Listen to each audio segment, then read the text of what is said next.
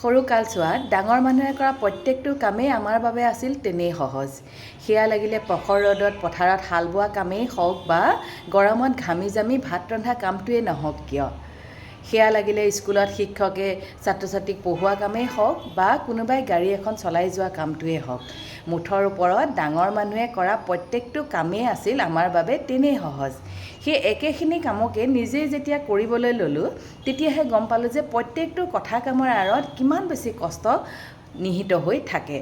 আৰু এটা কথা লক্ষ্য কৰিছিলোঁ, সৰুতে পথাৰত ভুই ৰুওঁতে মাহী পেহীহঁতে বাওঁহাতে কঠীয়াৰ মুঠিটো ধৰি সোঁহাতে ইমান আলাসতে ভুই ৰুই গৈছিল যে দেখি অবাক হৈছিলোঁ।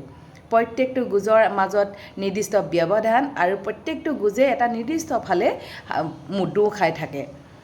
কিন্তু ডাঙৰ হৈ যেতিয়া সেই কামটো নিজে কৰিবলৈ গৈছিলোঁ তেতিয়া দেখিছিলোঁ যে প্ৰত্যেকটো গোজে নিৰ্দিষ্ট দূৰত দিব পৰাকৈ আচলতে পানীৰ তলত মাটি নাথাকিবও পাৰে। মৈয়াই যোৱাৰ পাছতো সেই পথাৰখনত সেই নিৰ্দিষ্ট ঠাইকণত বোকাৰ অভাৱ হ'ব পাৰে।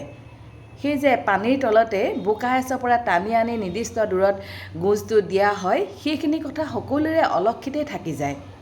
ঠিক তেনেকুৱাকৈ এতিয়া সন্তানৰ বাবে মাক দেউতাকে কৰা কষ্টখিনি বহু সময়ত বহুত সন্তানৰ চকুতেই নপৰে।